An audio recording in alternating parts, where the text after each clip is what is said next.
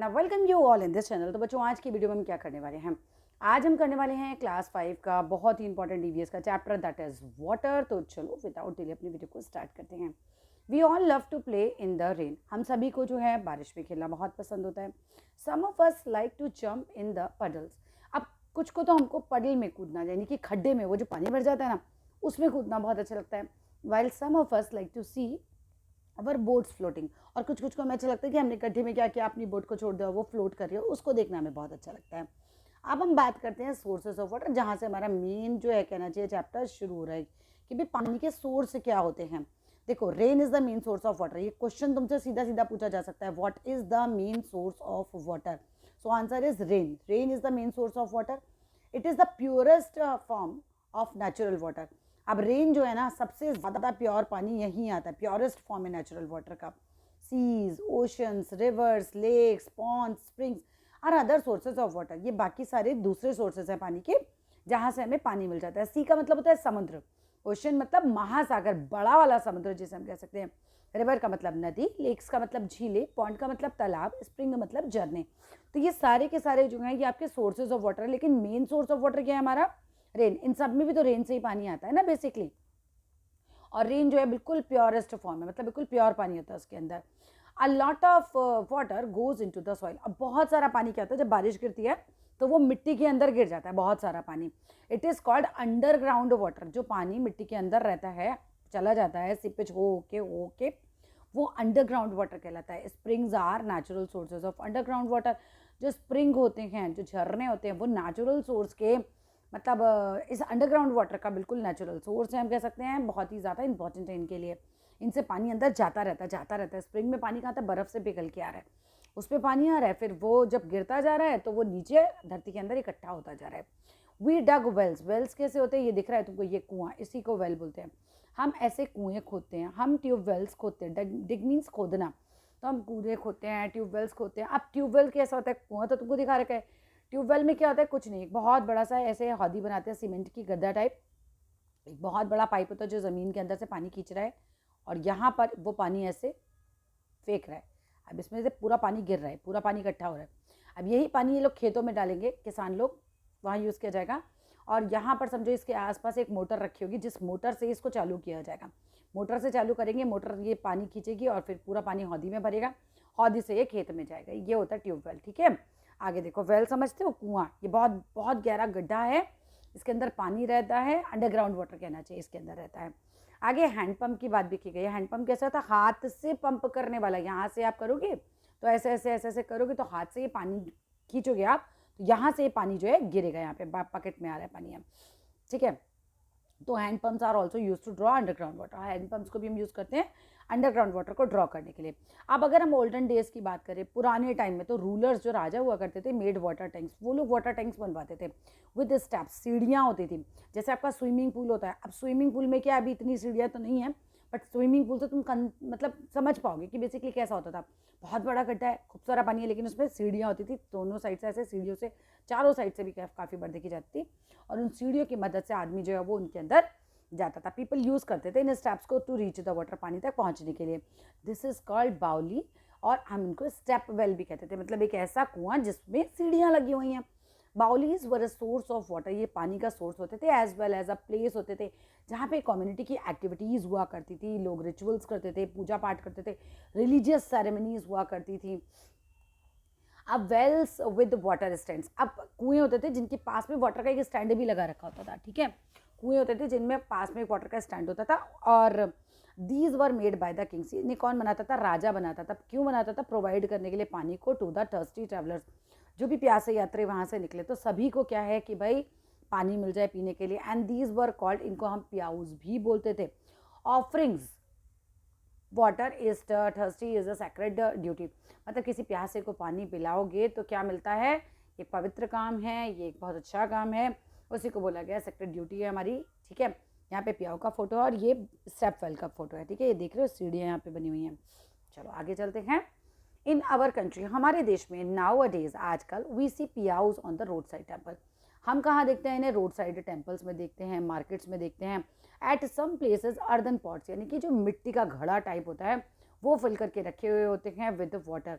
They are kept, right. People can drink water from these pots. कई बार rickshaw वाला है या टेम्पू वाला है या कोई ट्रैवलर जा रहा है, वहाँ से यात्री निकल रहे हैं, मतलब तो कोई भी उसमें से पानी पी सकता है। It is a form of social service. ये एक तरीके की सामाजिक सेवा है। आप समाज में लोगों को पानी पिला रहे हो तो बहुत ही बढ़िया अच्छा काम है ये। Water is served free of cost, और पानी जो है बिल्कुल फ्री ऑफ कॉस्ट ऐसे सर्व किया जाता है। अब आ जाइए supply of drinking water in a city. एक शहर में तुम्हारे घर में टंकियों में पानी आता है, वो पहुंचता कैसे, कैसे होती है supply? The source of water supply in city usually जो होती है वो होती है नियर बाय लेक से या रिवर से। आपके इलाके के आसपास जो भी लेक होगी, जो भी नदी होगी, वो आपका मेन सोर्स है। उससे आपकी गवर्नमेंट मेन टैंक तक पानी पहुंचाएगी और मेन टैंक से आपके घर तक पानी आएगा, ठीक है। अब reverse and lake water is not fit for drinking. अब डायरेक्ट नदी का पानी या लेक का पानी आप नहीं पी सकते, वो फिट नहीं होता हमारे पीने के लिए। So before supplying the water to homes, घर तक सप्लाई करने से पहले इट मस्ट बी प्यूरिफाइड। इसको प्यूरिफाई किया जाता है, इसको साफ किया जाता है, हम कह सकते हैं। Purification is carried out in water treatment plant. अब ये कोई पौधा नहीं है, ठीक है, एक बहुत बड़ी जगह है, फैक्ट्री टाइप समझ लो तुम, तुम्हें ज़्यादा समझ में आएगा। वहाँ पानी को साफ़ किया जाता है, उस चीज़ का है वो जगह। तो वाटर ट्रीटमेंट प्लांट होते हैं जहाँ पे पानी को साफ़ किया जाता है, प्योरीफाई किया जाता है, लेक के वाटर को, रेन के वाटर, इसके रिवर के वाटर को, ठीक है, और फिर आपके घर तक पहुँचाया जाता है। After purification water is collected into big tanks. जब प्योरीफिकेशन हो गया वाटर ट्रीटमेंट प्लांट में, जब प्योरीफिकेशन हो गया तो फिर क्या किया जाता है, उसको वाटर ट्रीटमेंट प्लांट तक पहुँचाया जाता है। And these tanks are connected to our taps. और ये जो टैंक होते हैं ये हमारे टैप से कनेक्ट होते हैं थ्रू बिग पाइप्स के द्वारा। When we open our taps, जब हम अपने टंकियों को खोलते हैं, इट इज़ दिस वाटर, ये वही पानी होता है दैट वी गेट, ठीक है। तो फाइनली ये पानी जो है साफ़ हो गया, हमारे घर तक आता है। अब यहाँ पे तुम्हें दिखा रखा है बिल्कुल, ये बहुत इंपॉर्टेंट पिक्चर है, इसको समझ के रखो। देखो रेन वाटर, रिवर का पानी है, ये पंप से हमने लिया, पंप ने पानी को ऊपर खींचा और ये मिक्सिंग टैंक में डाल दिया। इसके बाद इस टैंक में आया, यहाँ पर सेटलिंग टैंक है, यहाँ पे सेटिंग टैंक में मतलब क्या हो रहा है, नीचे गंदगी बैठ जाएगी, ऊपर से साफ़ पानी फ़िल्टर कर लिया जाएगा। ये फ़िल्टर में पहुँच गया, फ़िल्टर में पहुँचने के बाद पानी बिल्कुल साफ़ होगा और क्लोरिनेशन के लिए इसमें डाला जाएगा। यहाँ क्लोरीन डाला जाएगा, पानी को साफ़ किया जाएगा और पूरे टैंक में पहुँचा दिया जाएगा। रिवर का पानी है, पंप के थ्रू इस टैंक में आएगा, फिर इस टैंक से इस टैंक में जाके गंदगी नीचे सेटल होगी, फिर फिल्टर में जाके यहाँ पे पानी फ़िल्टर होगा, पूरा साफ़ होगा, यहाँ पहुँचेगा, क्लोरीन डाला जाएगा, क्लोरीन से फिर क्लोरीनेशन के थ्रू फिर इस बड़ी टंकी में डाला जाएगा उसके बाद, और फिर हमारे घर तक आ जाएगा। चलो जी आगे आ जाते हैं। वाटर फॉर प्लांट्स की अगर हम बात करते हैं तो in India the main source of water for crops is the monsoon rainfall. भाई रेनफॉल, बारिश होती है तो पूरे पूरे खेतों में खूब पानी आ जाता है। फार्मर्स डिपेंड करते हैं रेन के ऊपर, but in some regions where there is less rain, कुछ जगहें हैं जहाँ पे बारिश बहुत कम होती है, तो water has to be supplied to the crops. लेकिन पानी तो चाहिए ना, फसल को थोड़ी है कि अब बारिश नहीं हुई तो मैं ऐसे ही उग जाती हूँ, ऐसा नहीं होएगा ना, उसको तो चाहिए। तो the supply of water to the field to grow the crops, उसी को हम इरीगेशन बोलते हैं, जो कि बहुत ज़रूरी है। क्रॉप के लिए खेतों में पानी पहुँचाना ज़रूरी है। तो जहाँ पर बारिश हो रही है वहाँ तो ठीक है, लेकिन जहाँ बारिश नहीं हो रही है और हर टाइम बारिश नहीं होती, तो अलग अलग तरीके हैं जिससे पानी खेतों में या फसल तक पहुँचाया जाता है। इन इंडिया की बात करें तो वेल्स एंड ट्यूबवेल्स, अभी हमने बात कर ली, मेजर सोर्सेज हैं पानी के फॉर इरीगेशन, सिंचाई के। इरीगेशन होता है खेत में पूरा पानी देना। Irrigation is also done through canals and tanks. अब इनके नहरों के थ्रू, टैंक्स के थ्रू भी पानी पहुँचाया जाता है। वेल मतलब कुएँ, दिस इज़ एन इम्पॉर्टेंट, ये बहुत ज़्यादा इंपॉर्टेंट है। एंशियंट मेथड है, बहुत पुराना मेथड है of supplying water for irrigation, खेती में सिंचाई के लिए पानी देना। Wells are dug to reach the underground water, कुएँ खोदे जाते हैं जिससे कि हम पहुंच पाएँ अंडरग्राउंड वाटर तक, जो धरती के नीचे है ना, हमने कहा था धरती के नीचे पानी है, तो वहाँ तक पहुँचने के लिए बहुत बड़े बड़े कुएँ खोदे जाते हैं। And the underground water is lifted up, underground पानी को बाहर निकाला जाता है। अब पर्शियन व्हील, ये बहुत इंपॉर्टेंट है, ये तुम्हें पता होना चाहिए। देखो underground water is lifted up by using a Persian wheel. Persian wheel कैसे होता है, मैं तुम्हें थोड़ा सा ड्रॉ करके दिखा देती हूँ। ऐसे एक गोला होगा, ठीक है, यहाँ पे समझो ये बाल्टी, मान लो कि ये एक बाल्टी है, फिर यहाँ पे भी ऐसे ही एक बाल्टी बनी हुई है, फिर यहाँ भी एक बाल्टी लगी हुई है, यहाँ भी एक बाल्टी लगी हुई है, यहाँ भी एक बाल्टी लगी हुई है, यहाँ भी एक बाल्टी लगी हुई है। अब अगर इसे कोई गोल गोल घुमाएगा तो ये बाल्टी से क्या होगा, पानी पानी भरता जाएगा, नीचे कुआं है या नीचे कोई वाटर का सोर्स है, ठीक है। अब होता जाएगा और ये पानी जो है ये दूसरी जगह कलेक्ट होता जाता है। ये बाल्टी जो है गिराती जाती है, इसको पानी को एक बना रखा होता है एक तरीका, आप इसको गूगल करना, इसको फोटो ज़रूर देख के जाना, ठीक है। तो उससे क्या होता है, पानी फिर खेतों तक पहुंचता है। ये कोई एनिमल लगा देते हैं कई बार इसको चलाने के लिए, पर्शियन व्हील को, भी मोटर भी लगा देते हैं, तो ये चीज़ है। Underground water is lifted up by using a Persian wheel, जिसको हम राहत बोलते हैं। राहत इज़ अ वाटर व्हील, बताया मैंने, व्हील है, पहिया है। Widely used in India, India में काफ़ी यूज़ किया जाता है। और इट इज़ पार्टली सबमर्ज, थोड़ा सा ही क्या है, नीचे वाला पोर्शन निकाला तभी तो बाल्टियाँ डूबेंगी, तो पार्टली ये सबमर्ज, डूबा रहता है पानी में। वर्टिकल व्हील जो होता है विद बकेट अटैच होता है रिम से, ऊपर एक रिम बना हुआ होता है, इसकी फ़ोटो देख कर जाना, ठीक है, बुक में नहीं दे रखी है शायद, तो वो अटैच रहता है रिम से। अब व्हेन द एनिमल, इसको टर्न करेगा व्हील को, तो द बकेट जो भी अटैच होगी टू द रिम वो भी टर्न होगी, है ना, ये घूमेगा तो बकेट भी घूमेगी, and the bucket at the bottom get filled with the water, जो नीचे वाली बकेट है जो बॉटम की तरफ थी वो पानी से भर जाएगी, ऐसे ऊपर आएगी। व्हेन दे रोटेट, जब ये रोटेट करेंगे, घूमेंगे, ये क्या करेंगे, एम्प्टी करेंगे वाटर को इनटू द चैनल्स, चैनल्स बने होते हैं ऐसे ऐसे करके, रास्ते टाइप बने हुए हैं, उन चैनल्स में पानी गिरता जाएगा, जो करेंगे इरिगेट हमारे खेतों तक पहुंच जाएगा, खेत की लैंड तक पहुंच जाएगा। बकेट से पानी चैनल इस रास्ते पे जाएगा और इस रास्ते से पानी जो है खेतों तक बह के पहुंच जाएगा। नाउ अब आजकल तो इलेक्ट्रिक पंप्स भी यूज़ करे जाते हैं ड्रॉ करने के लिए वाटर को वेल्स से, ठीक है। आगे देखते हैं ट्यूबवेल्स की अगर हम बात करते हैं तो we can draw underground water, हम ड्रॉ कर सकते हैं अंडरग्राउंड वाटर को यूजिंग ट्यूबवेल्स, ट्यूबवेल्स का यूज़ करके। A deep bore is made using a drilling instrument, हम बहुत गहरा गड्ढा खोदते हैं, है ना, ड्रिल इंस्ट्रूमेंट्स की मदद से। And the water is drawn out using electric pump, और पानी को बाहर निकाल लिया जाता है इलेक्ट्रिक पंप की मदद से। Water is then sent into the fields, और फिर पानी को खेतों तक पहुंचा दिया जाता है। आगे बात करते हैं हम tank, tanks are built to collect rain water, tanks को जो है क्यों क्या किया जाता है, टैंक्स का बनाया जाता है कलेक्ट करने के लिए। भाई टैंक में हम रेन का पानी इकट्ठा करके रखते हैं, देखो यहाँ ट्यूबवेल की फोटो दिखा रखी है तुमको, ठीक है ना। अब which is later use to irrigate fields, अब टैंक में पानी इकट्ठा कर लिया और बाद में उसको इरीगेट करने के लिए, यानी सिंचाई करने के लिए, पानी डालने के लिए खेतों में यूज़ किया जाता है। इसके बाद हम कैनाल्स की बात करते हैं, जो होती है नहरें। कैनाल्स आर एन इम्पॉर्टेंट, ये देखो ये कैनाल एक नहर है, पानी की नहर दिख रही है, इसमें पानी बह बह के आ रहा है ऐसे, ठीक है। तो canals are an important source of irrigation है इंडिया में, और water from the main river is diverted into small human made canals, तो इंसान की बनाई हुई कैनाल्स के थ्रू जो वाटर है वो बह बह के पहुँचेगा कहाँ पर भैया, मेन सोर्स से, ये नदी तक। मान लो एक नदी थी, नदी से इसको कैनाल को जोड़ दिया, अब कैनाल को खेतों से थोड़ा जोड़ देंगे तो फिर पानी वहाँ तक पहुँच जाएगा। अब टाइप्स ऑफ इरीगेशन की बात करें तो different types of irrigation are used depending upon the amount of water required by the crop. But different types of method हैं जिससे कि हम पानी डालते हैं, डिपेंड करता है ना upon the amount of water कितना रिक्वायर्ड है क्रॉप के लिए।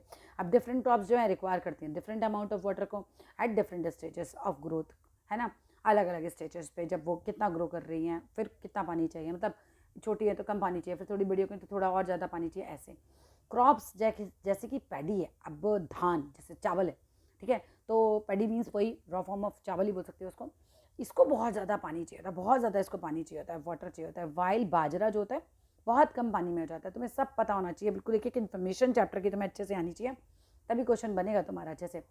अब आता है फरो इरीगेशन क्या होता है। In furrow irrigation the fields are made into a number of ridges, ridges जैसे आप कह सकते हो रिजेस बनती हैं, फरो बनते हैं, आपको आगे दिखा भी रखा है, लकीरें टाइप बना देते हैं मिट्टी से। थोड़ा सा जगह बना के मैं दिखा देती हूँ पहले तुम्हें अगले फोटो में, ये देखो ये इस तरीके से लकीरें टाइप बना दी ना ऐसे खेतों के बीच बीच में, ये है फरो इरीगेशन। फ्लड इरीगेशन में पूरे में पानी डाल दिया जाता है। स्प्रिंकलर में क्या होगा, एक फुव्वारा सा लगाया, जैसे अब तुम नहाते हो तैसे स्प्रिंकल कर करके पानी उड़ उड़ के इधर उधर जा रहा है, ठीक है, आप समझ में आ जाएगा। फरो इरीगेशन होता है, फील्ड बनाई जाती है, नंबर ऑफ रिजेस, लकीरें से बनाई जाती है, फरो बनाए जाते हैं, खांचे जिसे हम बोल सकते हैं, लकीरें और खांचे, और crops are grown into ridges and irrigation is practised in furrow, ठीक है। ये याद करके जाना, ग्रैंड कैनल ऑफ चाइना जो है लॉन्गेस्ट है और ओल्डेस्ट कैनल है वर्ल्ड की नहर, और इंदिरा गांधी कैनल जो है लॉन्गेस्ट कैनल है इंडिया की, ठीक है, इंपॉर्टेंट है बिल्कुल, क्वेश्चन 100% क्वेश्चन आएगा यहाँ से। अब बात करते हैं फ्लड इरीगेशन की। Here water from the canal is allowed into the field, पूरा कैनल से पानी जो है फील्ड में जाना अलाउ कर देते हैं ये लोग, फ्रॉम अ हाई लेवल, ऊपर की तरफ से। द वाटर स्लोली स्प्रेड होता है ओवर द फील्ड, ये डिपेंड करता है भाई कि स्लोप कैसा है ना, तो अगर स्लोप एकदम ढलान वाला है तो पूरा पानी एकदम फैल जाएगा, और अगर प्लेन है तो धीरे धीरे करके पानी फैलेगा। और इस मेथड को यूज़ किया जाता था when water is available in abundance, जब काफ़ी मात्रा में पानी होता है तो इस तरीके से पूरे खेत में फैला दिया जाता है। स्प्रिंकलर इरीगेशन समझ के, स्प्रिंकलर से फुव्वारा होगा और वैसे पानी फेंकेगा सब जगह, फुव्वारा है और पूरे खेत में ऐसे पानी इसमें से निकल के गिर रहा होता है। तो in sprinkler irrigation water is spread on the standing crops in the form of artificial rain, just एक आर्टिफिशियल रेन की तरह है, फुव्वारा चलता है आर्टिफिशियल रेन की तरह है। Water is distributed in the field, पानी को डिस्ट्रीब्यूट कर दिया जाता है फील्ड में through pipes using a pump. Pump चलाया, स्प्रिंकलर ऑन हो गया, पानी फेंकने लग गया। द पाइप हैव होल्स, इसके अंदर होल्स होते हैं थ्रू विच पानी जो है वो स्प्रे किया जाता है। फोटो देख ली अच्छे से। अब with the advancement and technology, अब टेक्नोलॉजी बहुत एडवांस हुई तो फार्मर्स ने क्या किया, farmers are now equipped with better tools. हमारे यहाँ फार्मर्स के पास भी बड़े अच्छे अच्छे टूल्स आ गए, फर्टिलाइजर्स वो यूज़ करने लगे, अच्छे सीड्स यूज़ करते हैं, पेस्टिसाइड्स, जिससे कि कीड़े मकोड़े ना लगे फसल में, तो पेस्टिसाइड्स यूज़ करते हैं उनको, जिससे गिलहरी ना खाए, चूहा ना खाए, इसलिए बेथर्ड हो गया था वो, बेटर मेथड्स ऑफ इरिगेशन आप सब यूज़ करने लगे। इन टर्न रिजल्ट हुआ कि बेटर उपज होने लगी, यील्ड मीन्स फसल, जो उपज है वो बेटर होने लग गई थी। Now let us study some properties of water. अब प्रॉपर्टी पढ़ लेते हैं पानी की, क्या क्या प्रॉपर्टी है। पहला आता है सॉल्युबिलिटी। सॉल्युबिलिटी का मतलब मैं तुम्हें समझा देती हूँ। जो पानी में चीज़ें घुल जाती हैं वो सॉल्युबल हैं, और जो चीज़ें नहीं घुलती इनसॉल्युबल हैं। सॉल्युबिलिटी मतलब पानी की एक ऐसी प्रॉपर्टी जिसमें चीज़ें वो घोल लेती है अपने अंदर। चलो एक टेस्ट ट्यूब लेते हैं, fill half it with water. इस टेस्ट ट्यूब को हम आधा पानी से भर लेते हैं, एंड हाफ को भरते हैं स्पून ऑफ शुगर से, ठीक है। आधे को हमने पानी से भरा, फिर हमने उसके अंदर आधा चम्मच जो है वो आधा चम्मच चीनी डाल देते हैं, शेक करते हैं उसको अच्छे से। टेस्ट ट्यूब को शेक कर लिया, we find that sugar disappeared हो गई, घुल गई, गायब हो गई, है ना, यही तो होता है सॉल्युबल हो जाना।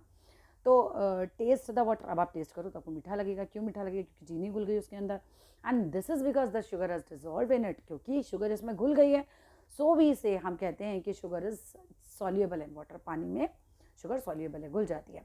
आगे बात करते हैं। Now take another test tube. अब चलो दूसरा टेस्ट ट्यूब भी ले लो, and fill half of it with water. इसको आधा पानी से भरिए, एंड हाफ स्पून इसके अंदर सैंड डाल दीजिए, नहीं घुलेगा, रेत नहीं घुलता है। तो ये इनसॉल्युबल का एग्जाम्पल हो गया। शेक करो इसको, अब देखो इसको थोड़ी देर छोड़ दो तो देखोगे कि नीचे बैठ गया सारा रेत जो है, वही देखो नीचे बैठा हुआ है यहाँ पे, वो सेटल डाउन हो गया at the bottom of the test tube. Sand does not dissolve in water, sand जो है वो डिजॉल्व होती नहीं। So we see that some materials are soluble, कुछ हैं जो घुल जाते हैं, and some are insoluble in water, यानी कि कुछ हैं जो नहीं घुलते हैं। सब्सटेंसेस जो कि सॉल्युबल हैं पानी के अंदर, जैसे कि मिल्क है घुल जाता है, और वॉशिंग सोडा है वो घुल जाता है, कॉमन सॉल्ट है घुल जाता है, चीनी घुल जाती है, ये सब सॉल्युबल है। वैसे ना मिल्क जो है मिसिबल में आता है, लिक्विड्स जो आते हैं वो थोड़े अलग एग्जाम्पल में आते हैं। तुम छोटे हो इसीलिए तुम वो सॉल्युबल में ही दे दिया, तो तुम अभी सॉल्युबल ही ध्यान रखना। अब सब्सटेंसेस जो इनसॉल्युबल है, जो घुलते ही नहीं है, वो कौन कौन से हैं? वो है सैंड हो गया, वैक्स हो गया, ग्लास कांच नहीं घुलेगा, ऑयल नहीं घुलेगा। ऑयल के ऊपर लेयर बन जाती है। तुम्हारी मम्मी खाना बनाती हैं, खाने में ऑयल ज़्यादा हो जाता है तो कैसे ऊपर तैर रहा था तुम्हारी कटोरियों में, क्योंकि वो घुलता ही नहीं है उसके अंदर जाके। कैरोसिन है, ये भी काइंड ऑफ ऑयल है, ये सब इनसॉल्युबल है पानी के लिए। अब गैसेज एंड वाटर, पानी में गैसेज भी होती हैं बिल्कुल, तभी तो जो एक्वाटिक प्लांट्स हैं, जो एनिमल हैं, वो सांस ले पाते हैं। तो गैस लाइक ऑक्सीजन है, नाइट्रोजन है, कार्बन डाइऑक्साइड है, ये डिजॉल्व हो जाती है in water. In soda water अगर हम बात कर रहे हैं, यानी किसी भी सॉफ्ट ड्रिंक की बात करते हैं, तो carbon dioxide is dissolve under pressure. Carbon dioxide जो है अंडर प्रेशर डिजॉल्व हो जाती है। When we open a bottle of a soda, हम जैसे खोलते हैं तो फिस की आवाज़ आती है, क्योंकि उसके अंदर कार्बन डाइऑक्साइड गैस होती है, वो स्केप होती है फटाफट rapidly in the form of bubbles. Water in lakes की अगर हम बात करें, रिवर्स की बात करें, पॉन्ड्स की बात करें, सीज समुद्र की बात करें, has a lot of oxygen. उसके अंदर पानी में ऑक्सीजन घुली हुई होती है, तभी तो जो प्लांट्स होते हैं, जो एनिमल्स होते हैं, वो इस ऑक्सीजन की मदद से ही तो सांस ले पाते हैं बेटा। आगे चलो। अब आता है एक लास्ट टॉपिक है इस चैप्टर का, आई होप ये फ्लोटिंग एंड सिंकिंग, मतलब तैरना और डूब जाना। देखो कुछ ऑब्जेक्ट जो हैं वो पानी के ऊपर तैरते हैं, फ्लोट करते हैं, कुछ जो होते हैं वो सिंक हो जाते हैं, यानी कि डूब जाते हैं। सर्टेन ऑब्जेक्ट्स जो हैं वो फ्लोट करते हैं पानी के ऊपर, वाइल अदर्स जो हैं वो डूब जाते हैं, सिंक कर जाते हैं। तो फ्लोट का मतलब होता है stay on the top of the liquid, ऊपर ऊपर फ्लोट करना, मतलब इसके पानी के ऊपर ऐसे सतह पे रहना, सतह पे रहना मतलब तैर रहा है। सिंक का मतलब होता है नीचे, fall down to the bottom of the liquid, बिल्कुल नीचे बैठ जाना, जाके डूबना जिसे हम बोलते हैं। We see that materials which are light, जो हल्के होते हैं, जो हॉलो होते हैं नेचर में, मतलब थोड़े खाली होते हैं, जिनके अंदर जगह होती है, कहना चाहिए हवा जा सके। जैसे एक खाली प्लास्टिक की बॉटल लो तो फिर वो तैरना लग जाएगी, वो फ्लोट करने लगते हैं। वेयर एज मटीरियल्स जो कि हैवी होंगे, जो डेंस होंगे, भारी होंगे, वो सिंक कर जाएंगे, वो डूब जाएंगे। सो फॉर एग्जाम्पल की, मेटल की, वो डूब जाएगी, सिंक कर जाएगी। लेकिन paper, but paper and plastic ball, plastic की बॉल स्पेशली, है ना, पेपर पे भी लेकिन पानी आ जाएगा तो एक टाइम के बाद वो डूब जाएगा, लेकिन प्लास्टिक की बॉल जो है वो तैरना शुरू कर देगी, क्योंकि क्या है, उसके अंदर तो हवा रहती है, बॉल के अंदर वैसे भी हवा रहती है, हॉलो है वो, अंदर से खाली है वो। तो हैवियर और लाइटर, जो हैवीनेस और लाइटनेस ऑन एन ऑब्जेक्ट, ये बताती है कि भाई कोई चीज़ की डेंसिटी कितनी है। मतलब हाई डेंसिटी है तो वो चीज़ कैसी होगी, हैवी होगी, और कम डेंसिटी है तो वो चीज़ कैसी होगी, लाइट होगी। एवरी ऑब्जेक्ट, हर एक ऑब्जेक्ट और substance has a specific density होती है उनकी, इवन वाटर की भी अपनी डेंसिटी होती है। बस अब ये 2 लाइनें क्या हैं, मैं 1 मिनट बुक से देख लेती हूँ। देखो, different liquids are different densities, अलग अलग लिक्विड की अलग अलग डेंसिटी होती है। मैं हटा देती हूँ, बहुत ही अजीब लग रहा था वहाँ देखना, बस मैं पढ़ के बता देती हूँ तुम्हें कि क्या है, बुक है मेरे सामने, ठीक है। हाँ, डिफरेंट लिक्विड्स की डिफरेंट डेंसिटीज़ होती हैं, और ऑब्जेक्ट विच सिंक, जो कि डूब जाते हैं in liquid, may float in another liquid. किसी एक लिक्विड में हो सकता है कि वो डूब जाए, किसी दूसरे लिक्विड में हो सकता है फ्लोट कर जाए। We will learn more about in the chapter, जो कि तुम आगे की हायर क्लासेस में पढ़ोगे। और अभी के लिए तो हो गया इतना। चलो अब 1 मिनट की बात कर ली जाए। देखो, वीडियो आई होप अच्छे से समझ आ गई होगी। कोई डाउट रह जाए तो कमेंट बॉक्स में लिख देना। 3 चैनल है मेरे, तीनों सब्सक्राइब कर दो। This is my humble request. कौन कौन से हैं, आपको सब पे अपना मटेरियल मिल सकता है, ठीक है। आपकी क्लास का कोई चैप्टर यहाँ पढ़ा होगा, कोई दूसरे चैनल पे पढ़ा होगा, तो सबको सब्सक्राइब कर लो, सारे मटेरियल मिल जाएंगे तुमको। Online class by NB, online class by Nidhi Bhatnagar, और तीसरा है जो बिल्कुल नया शुरू किया है, P square academy, P capital SQUARE, P square academy by Nidhi Bhatnagar. 3 चैनलों को, तीनों को सब्सक्राइब करके रखो। और अगर कभी सर्च मारना हो तुम्हें नहीं मिल रहा तो जस्ट चैप्टर का नाम डालो, मेरा नाम डालो, मिल जाएगा तुम्हें चैप्टर। तो फिर मिलते हैं नेक्स्ट वीडियो में। कौन से चैप्टर और चाहते हो कमेंट बॉक्स में लिखो, कहाँ से हो, कौन से स्कूल से हो, ज़रूर लिखना। मिलते हैं नेक्स्ट चैप्टर में, नेक्स्ट वीडियो पे। Bye bye.